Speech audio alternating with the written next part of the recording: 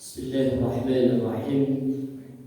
Assalamualaikum warahmatullahi wabarakatuh.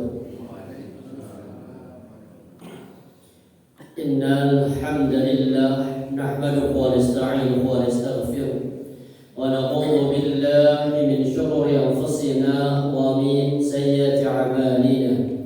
May yahdihillahu fala mudilla lahu wa may yudlil fala hadiya lahu. أشهد أن لا إله إلا الله وحده لا شريك له وأشهد أن محمدا عبده ورسوله لا نبي ولا رسول بعده اللهم صل وسلم وبارك وكلم على نبينا محمد وعلى آله وأصحابه ومن تبعهم بإحسان إلى يوم الدين أما بعد قال الله تعالى في القرآن العزيز أعوذ بالله من الشيطان الرجيم يا أيها الذين آمنوا اتقوا الله حق تقاته ولا تموتن إلا وأنتم مسلمون الحمد لله رب العالمين إخوة وأخوات الله para jamaah sidang salat subuh Masjid Darussalam yang insyaallah dirahmati Allah Subhanahu wa taala. Alhamdulillah pada kesempatan yang penuh dengan barakah di pagi hari ini Allah Subhanahu wa taala memberikan tambahan nikmat kepada kita. Tambahan nikmat berupa tambahan nikmat umur sehingga Allah mengembalikan roh kita setelah Allah mengangkat roh kita di saat kita tidur. Makanya Allah gambarkan Allahu yatawaffal anfusa hina mautiha. Dialah Allah Subhanahu wa taala yang menggenggam roh-roh orang yang mati, wallati lam tamut fi manamiha, dan Allah pula yang menggenggam roh-roh orang yang mati, fayumsikul lati qada 'anil maut. Allah menahan rohnya orang-orang yang sudah meninggal, ditempatkan di alam ruh, wa yasul ukhra ila ajalin musamma, dan Allah Subhanahu wa taala mengembalikan rohnya orang yang tidur ketika waktunya bangun sampai pada waktu yang telah ditentukan. Makanya setiap kali kita mau tidur, kita membaca doa Bismikallahumma amutu wa ahya. Kenapa kalimatnya amut? Kenapa kalimatnya mati? Padahal kita mau tidur. Kenapa Nabi tidak mengajarkan Bismillahi anamu wa astaiqid?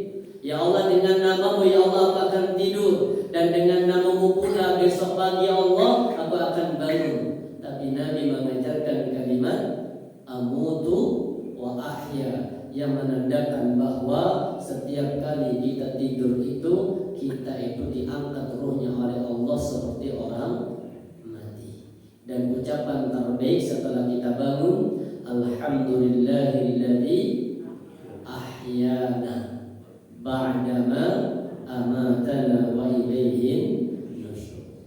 Dan Rasulullah mengatakan man asbaha minkum mu'afan fi jasadihi, barang siapa kata Nabi berada di waktu pagi, mu'afan fi jasadihi, sehat fisiknya, aminan fi syurbihi, bangun dari tidurnya, aman rumah tangganya, indahu qutu yaumi, ada makanan pokok yang cukup untuk satu hari ini, faka'annama izat lahu dunya, maka seolah-olah orang ini sedang menggenggam dunia. Jadi orang kaya itu simpel, di pagi hari sehat, aman, dan ada makanan pokok untuk satu hari, maka itulah orang kaya. Berarti kita subih kafir. Apalagi diawali dengan qobliyah subuh tadi. Kata Nabi apa? Raka'atul fajri khairun minad dunya wa ma fiha. Orang yang salat qobliyah subuh 2 rakaat itu lebih baik daripada dunia dan ngapain masih kerja subih. Maka pada zaman rahmati Allah, dari semua nikmat ini Allah minta kepada kita jadilah pribadi-pribadi yang bersyukur. Dan syukur yang terbaik ketika menggunakan semua fasilitas nikmat yang Allah berikan kepada kita, sarana untuk beribadah dan sarana bertaqarrub kepada Allah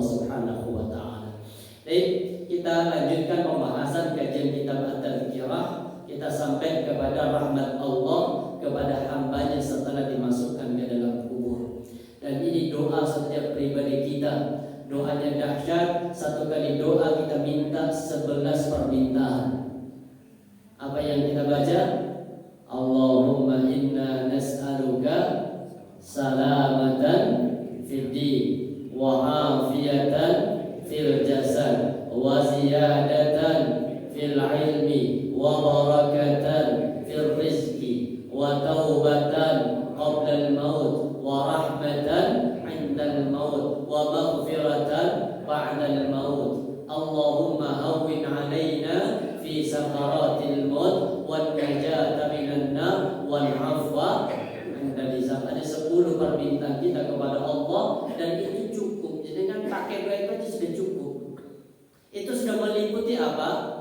Dunia, kemudian apa? Menjelang kematian sama setelah mati. Jadi doa yang paling sempurna itu satu kali doa include di dalamnya langsung 10. Apalagi ditambahkan dengan doa hadis riwayat Muslim, minta satu kali doa kita minta 5 perkara.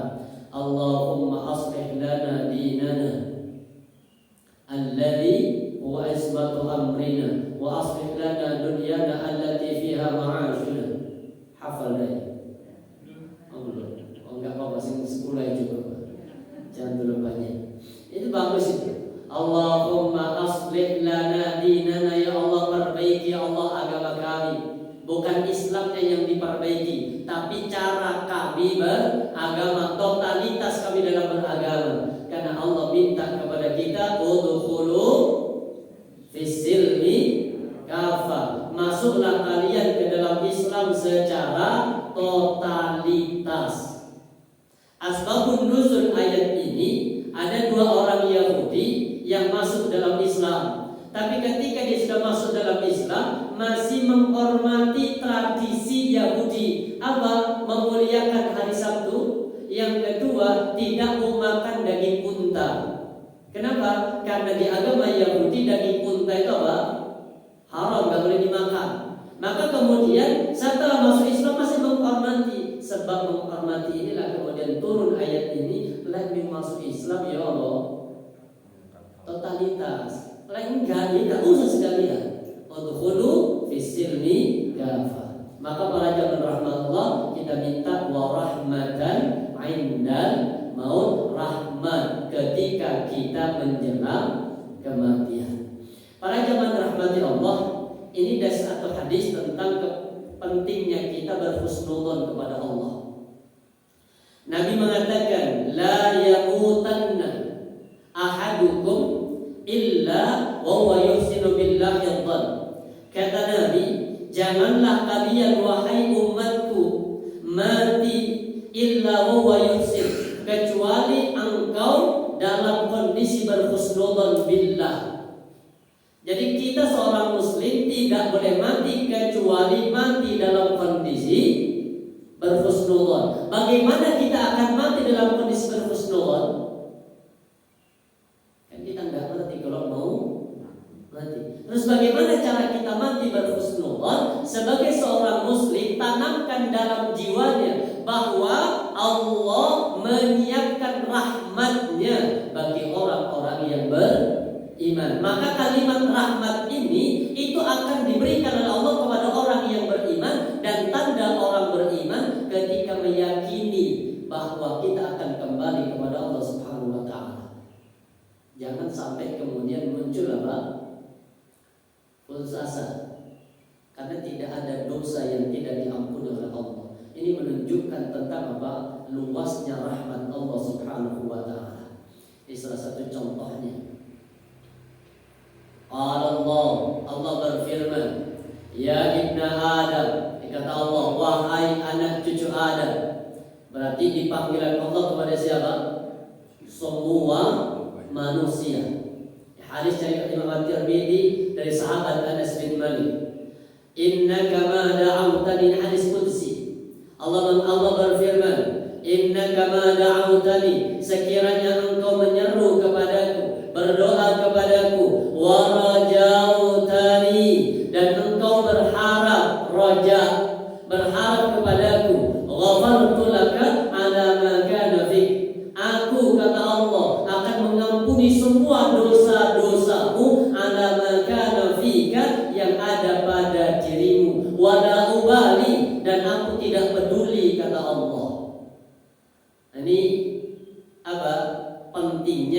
kita tanamkan husnudzon. Jadi tidak ada dosa yang tidak diampuni oleh Allah. Semua dosa itu diampuni oleh Allah. Kecuali dosa apa? Syirik pun itu diampuni, Pak. Yang enggak diampuni kalau matinya dalam kondisi syirik. Makanya di dalam Al-Quran, di dalam surah Al-Furqan itu ayat yang ke-68 sampai ayat yang ke-70 itu mengisahkan tentang 3 dosa besar. Apa 3 dosa besar itu? Walladzina la yad'una ma'allahi ilahan akhar, yang pertama. Yang kedua, wa la yaqtuluna an-nafsa allati harrama illa bil haqq. Yang kedua, yang ketiga, wa la yaznun. Wa may yaf'al dzalika yalqa athama. Siapa orang yang melakukan 3 dosa besar ini, yalqa athama, maka dia akan mendapati siksa yang berat. Yudha'af lahul 'adzab, Allah lipat gandakan semua bentuk siksanya pada hari kiamat. Wa yakhlud fihi muhana, dan dia berada di dalam neraka abadi dalam kondisi muhana, dalam kondisi terhina. Apa 3 dosa besar tadi? Syirik, membunuh, sama apa satunya? Yaznun, zina. 3 dosa besar. Apakah tidak diampuni dosanya oleh Allah? Illa man taba, kecuali orang yang bertaubat. Jadi semua dosa itu diampuni. Ini kita lihat gambaran hadis. Ya inna Adam, Allah berfirman, wahai anak cucu Adam, lau balaghat dzunubaka 'anana as-sama, sekiranya dosamu itu memenuhi langit. Jadi kalau dosa kita disusun sudah berjejer tinggi sampai memenuhi langit. Tsumma istaghfartani, kemudian dia beristighfar kepadaku, ghafartu laka, aku ampuni dosanya, wala ubali, dan aku tidak peduli seberapa banyak dosa kau lakukan. Kalau ini menghadap kepada Allah, ini apa? Kondisi masih hidup. Makanya kalian apa?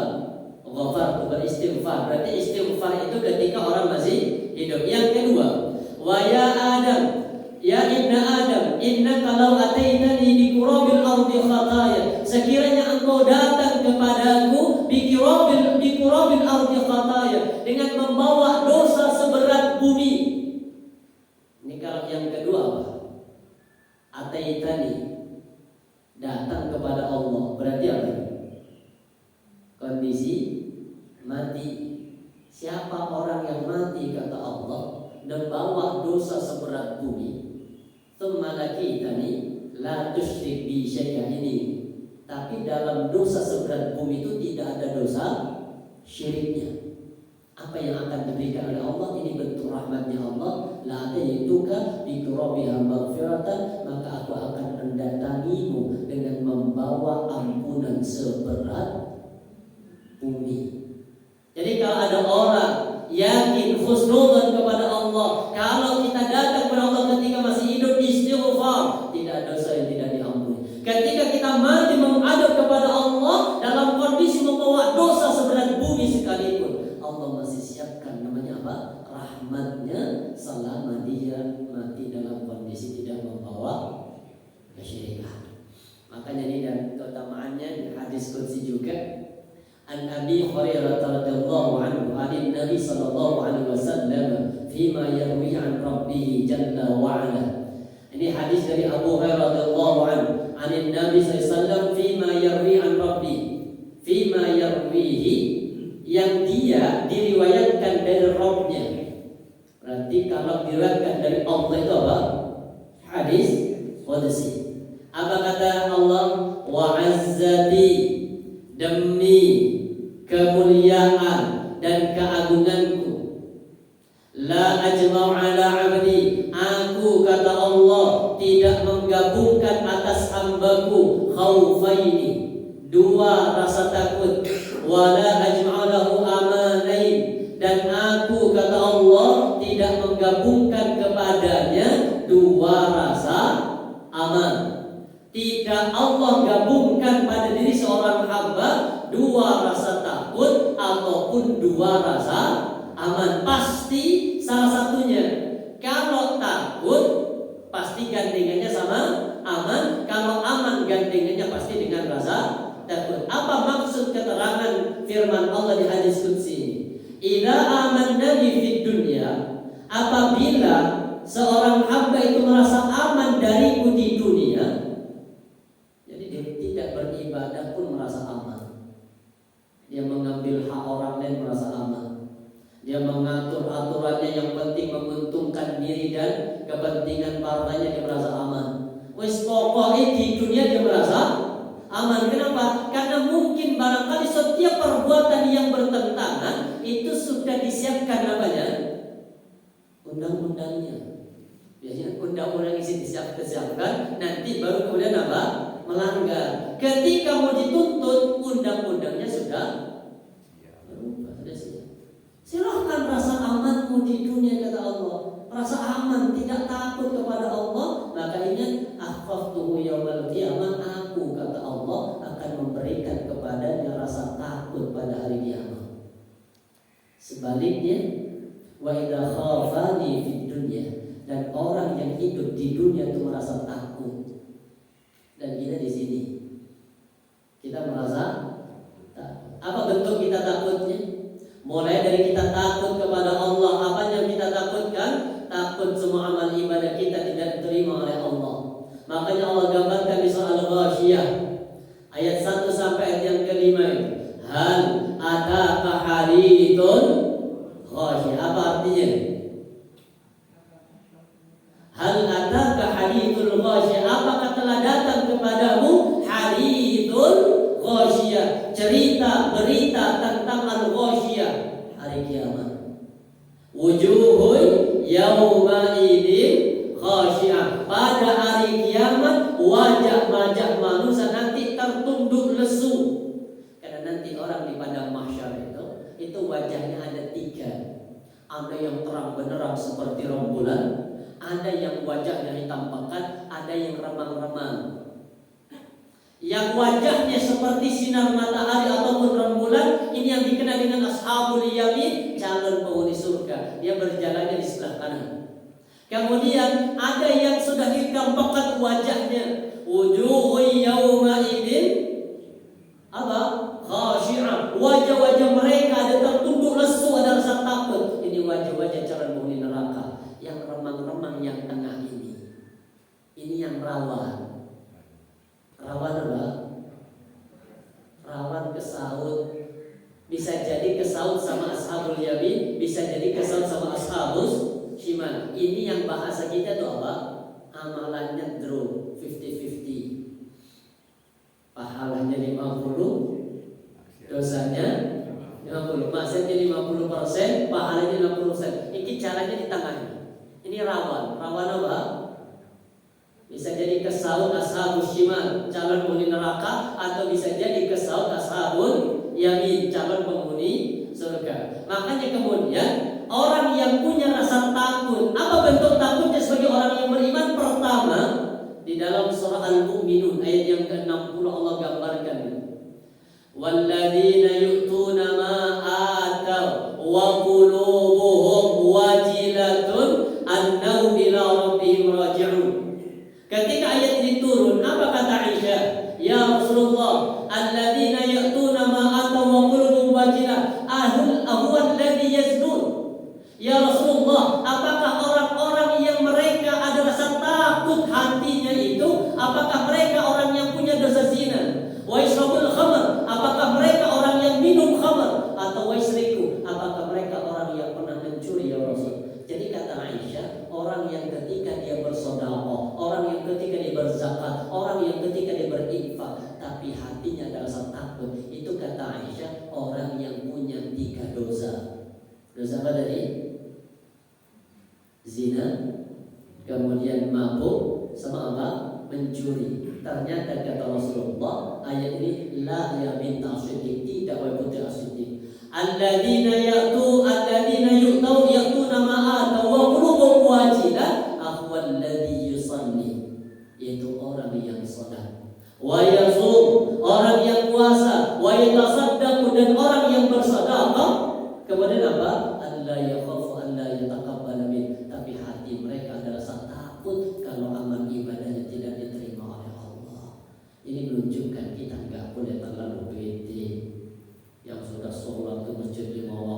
merasa lebih soleh daripada yang belum bermasjid. Jangan. Kenapa? Karena yang kita kerjakan belum ada jaminan diterima. Makanya wujuhun yauma idin khashi'ah. Yang berat ini amilatun nasibah. Apa artinya? Amilah, amil, dia beramal, nasibah yang melelahkan. Artinya hidup di dunia dia sudah banyak beramal.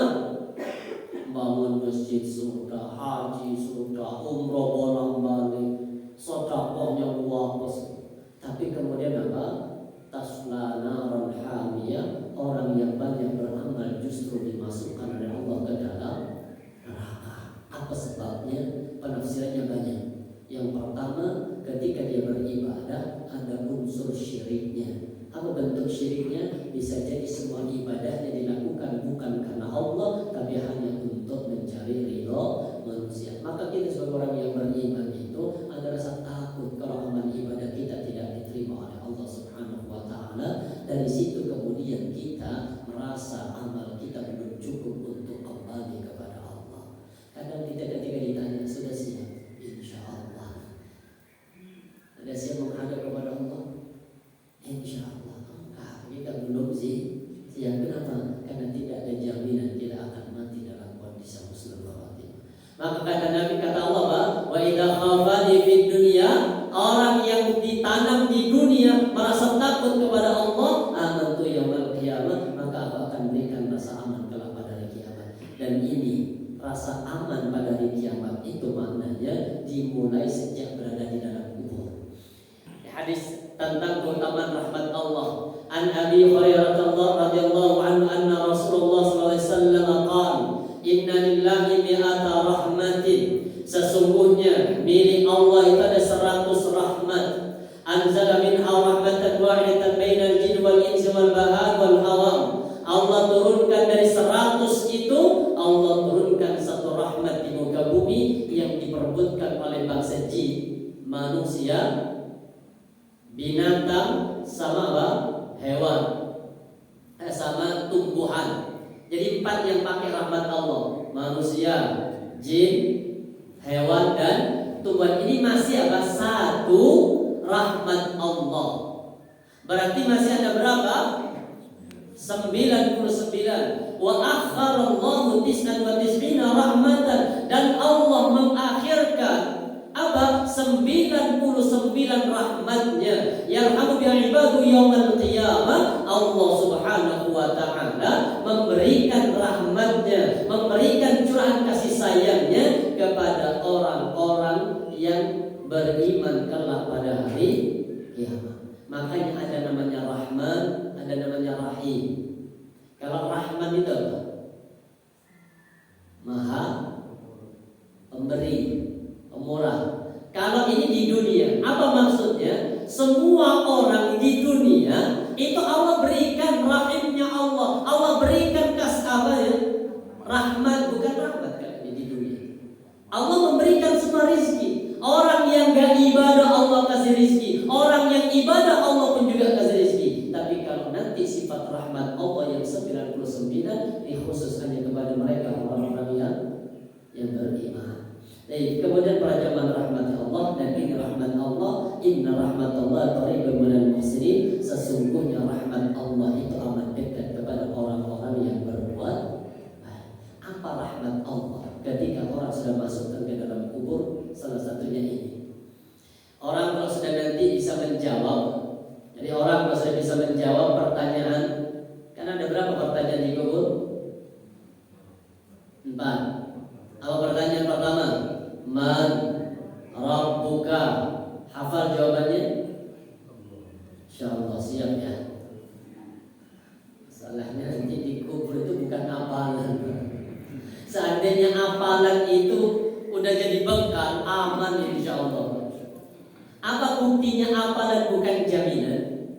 Banyak orang mukmin ketika menghadapi kematian ditalkin dengan kalimat la ilaha illallah, itu banyak yang tidak mampu mengucapkan kalimat itu. Apakah orang ini tidak hafal? Kenapa tidak mampu mengucapkan kalimat ini? Keadaan. Karena orang ketika mau meninggal itu Syaitan berkata kepada sesama syaitan, "Nabatan dunakum hadza in fatatkum al-yawma lan tadillu ba'da al-yawm." Hari ini kesempatan terakhir. Kalau tidak bisa menyesatkan hamba Allah ini, setelah ini tidak akan pernah lagi punya kesempatan. Artinya godaan syaitan terberat kepada kita itu bukan di saat kita hidup begini, tapi godaan terberat syaitan kepada kita di saat kita menghadapi sakaratul maut. Kemudian apa?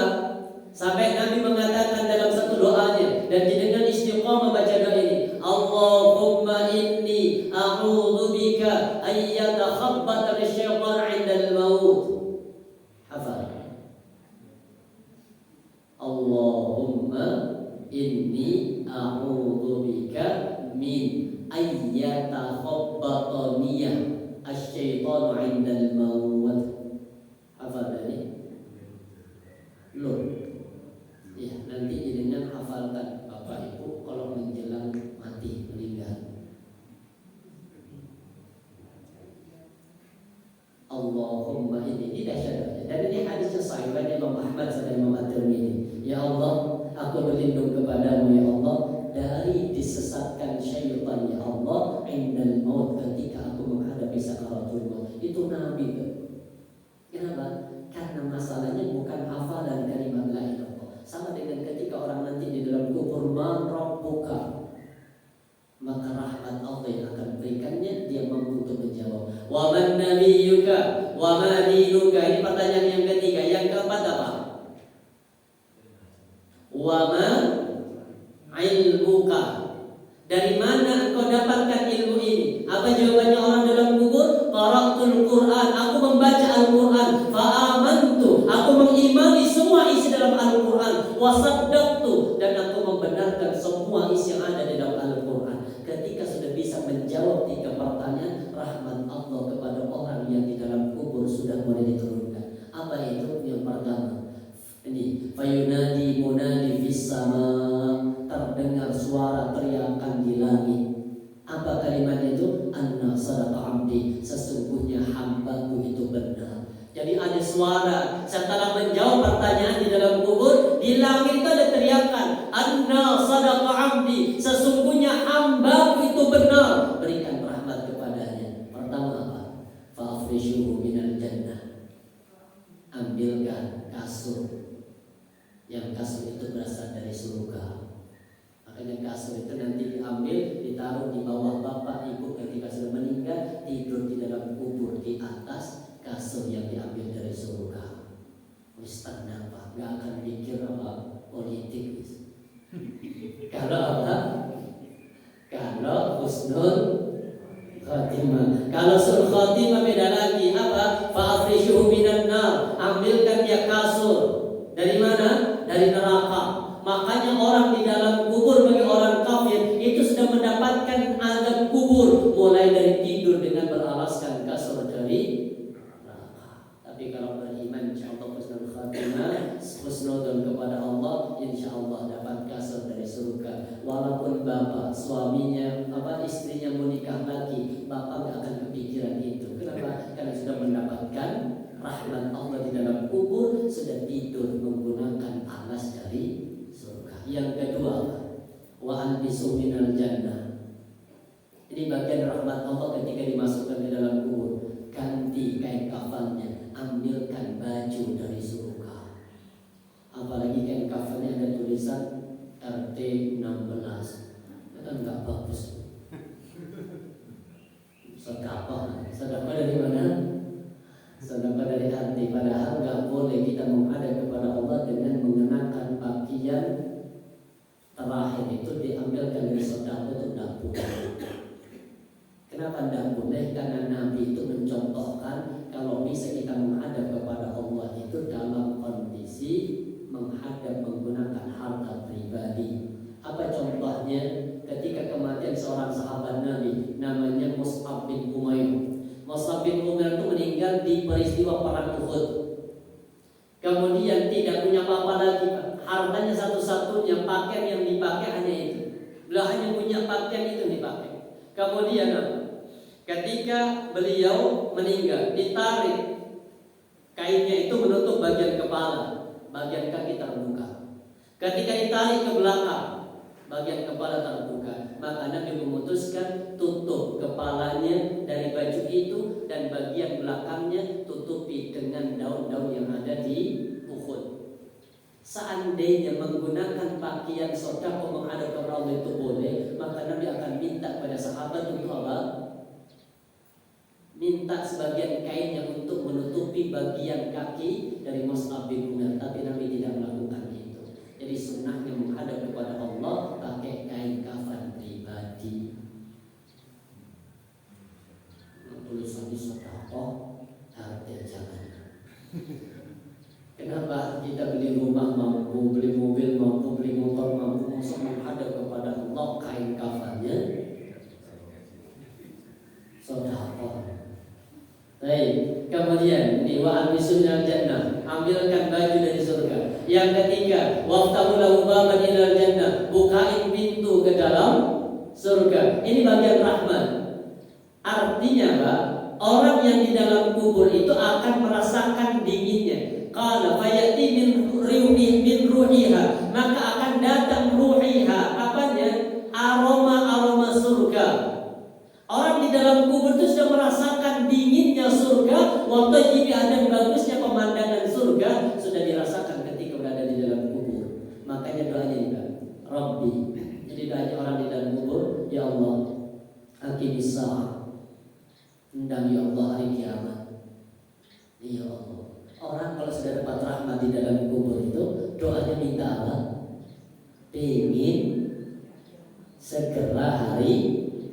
Kenapa? Kenapa pengen minta hari kiamat? Biar segera dapat bidadari. Nah, ini doanya, Rabbi aqimis sa'a, ya Allah segerakan hari kiamat. Kenapa? Hatta arji'a ila ahli wa mali, agar aku bisa kembali kumpul bersama dengan keluargaku dan bisa kembali kumpul dengan hartaku yang aku sedekahkan. Jadi tidak ada orang di dalam kubur minta untuk kembali agar kumpul sama bidadari. Tidak, karena puncak kebahagiaan seorang muslim ketika dia berkumpul bersama dengan keluarganya di dunia dan nanti kumpul bersama dengan keluarganya di dalam surga. Kemudian yang terakhir apa? Wa yasalahu fi qabri man basarihi, dan rahmat Allah kepada orang setelah dimasukkan ke dalam kubur, Allah memberikan keluasan kuburnya sejauh pandangan mata. Kalau di hadis yang kedua, Allah lebarkan kuburan orang mukmin nanti 70 dirah, 70 hasta atau kurang lebih 30 meter. Jadi orang di dalam kubur di hadis yang kedua lebarnya itu 30 meter. Kan rumah jaringan nggak sampai lebar 30 meter. Rumah kita berapa lebarnya? Lebar, bukan panjang. Saya tujuh saya lebar. Sudah sebulan lebar. Nanti 30 di dalam kubur. 70 dirah, 70 hasta. Bagi siapa? Orang yang mendapatkan rahmat setelah dia mampu untuk menjawab. Dan salah satu kisah ini juga bagian rahmat Allah. Ini nyata, ini kisah nyata. Ini hadis ada di dalam kitab Kisah Nubuwah dari Nabi. Ini hadisnya sahih. Anna rajulan fi man kana qablakum, kata Nabi, ada orang yang hidup di zaman sebelum kalian. Peristiwa ini menimpa kepada Bani Israel. Jadi Nabi mengisahkan ini, Rasulullah mendapatkan kisah ini dari malaikat Jibril dan disampaikan kepada kita sebagai bentuk pelajaran bagaimana kuatnya rahmat Allah kepada orang-orang yang sudah meninggal jika dia menanamkan rasa husnuzon kepada Allah. Apa kemudian? Rasulullah malan wa walada. Orang ini Allah anugerahkan hartanya banyak sama punya anak yang banyak, kaya harta, kaya anak. Karena memang dulu itu kebanggaan seorang kedua apa? Al-malu wal banun, mal, harta. Makanya di dalam surah Al-Kahfi, al-malu wal banuna zinatul hayatid dunya. Kesenangan hidup di dunia itu dua, harta yang banyak sama anak yang banyak. mendoakan Anas bin Malik ketika beliau mendapatkan wakaf berupa anak laki-laki umur 10 tahun dari ibundanya yang bernama Ummu Sulaim. Ummu Sulaim menyerahkan, ya Rasul, aku tidak punya harta untuk aku wakafkan kepada engkau ya Rasul, tapi aku punya anak laki-laki yang cerdas ya Rasul, tolong terima ini wakafku untukmu agar dia bisa membantu-bantu engkau ya Rasul demi kebutuhan hidupnya. Rasulullah SAW diangkat Anas bin Malik itu didoakan sama Nabi. Apa doanya? Allahumma rzuq lahu malan wa walada wa barakan lahu wa adkhilhul jannah. Jadi kan nanti anak dengan cucu dengan doakan pakai doa ini. Allahumma rzuq lahu malan, ya Allah berikan rezeki dia ya Allah, kayakan dia ya Allah dengan harta yang banyak. Wa waladan, anaknya banyak ya Allah. Wa barakan lahu, anak sama harta barokah baginya ya Allah. Wa adkhilhul jannah, dan masukkan dia ke dalam surga. Subhanallah, doa ini diijabahi oleh Allah. Anas bin Malik itu umurnya panjang. Ada yang katakan 109 tahun dan anaknya lumayan wake, 107 anak dan kaya. Bukan satu istri Pak. Sahih Pak. Kisahnya Anas bin Malik ini saya tampilkan kisah dia. Anas bin Malik itu orangnya saleh, masuk surga jaminan. Kisahnya tentang Anas bin Malik. Kisahnya Anas bin Malik. Beliau termasuk Islam. Ini anaknya cerdas. Bagian dari rahmat Allah. Anas bin Malik kita apa? Ini panjang umurnya. Nih. Jadi beliau apa? Wafat memiliki anak berapa? Anaknya 120. Umurnya hingga 107. Ia termasuk sahabat yang terakhir meninggal di kota Basra pada hari Jumat tanggal tahun 93 Hijriah. Dan beliau orang yang paling banyak meriwayatkan hadis. Kalau tidak salah beliau meriwayatkan hadis orang terbanyak nomor 2 atau nomor 3 dengan jumlah hadis 2286 hadis. Setelahnya Abu Hurairah sama Abdullah ibnu Umar, dan kemudian yang ketiga itu berkat doa Rasulullah. Ada kisah nyata tadi. Ada orang yang hidup di zaman sebelum kalian, Allah berikan harta yang banyak sama anak yang banyak, dan itu bagian dari apa? Zinatul hayati dunia, perhiasan dunia. Cuma sekarang apa? Anaknya sedikit, hartanya yang banyak. Padahal kalau zaman orang tua dulu kita alhamdulillah anaknya banyak. Kemudian faqala liwaladihi, dia berkata, berwasiat kepada anak-anaknya. Apa wasiatnya? La taf'alunna ma amurukum bih. Kata bapaknya, "Nah, aku wasiatkan kepadamu dan wajib engkau wahai anak-anakku nanti mempraktekkan atau mengamalkan apa yang telah aku wasiatkan. Au la'ulayanna mirati khairakum. Kalau enggak, aku akan berwasiat kepada orang selain kalian. Idza ana muttu fahriquni." Ini wasiatnya, Pak. Ini wasiatnya, Pak. Enggak masuk akal. Cuma yang dilaksanakan karena dulu belum ada larangan. Apa? Nah, kalau nanti aku mati fa'ahrikuni, tolong bakar jasadku. Jadi ketika nanti mati aku tolong bakar. Qala thumma istahuni wadruni firri. Kemudian bakar sampai nanti menjadi debu. Ketika sudah menjadi debu, tolong debu itu dilemparkan di areh udara. Kemudian di hadis yang kedua, separuh debunya engkau lemparkan di lautan. Agar apa? Agar Allah tidak membangkitkanku dan tidak memasukkanku ke dalam kubur. Nih, ya kayak orang apa nih yang dibakar? Hindu. Kalau Hindu itu dibakar bukan karena ini, Bang.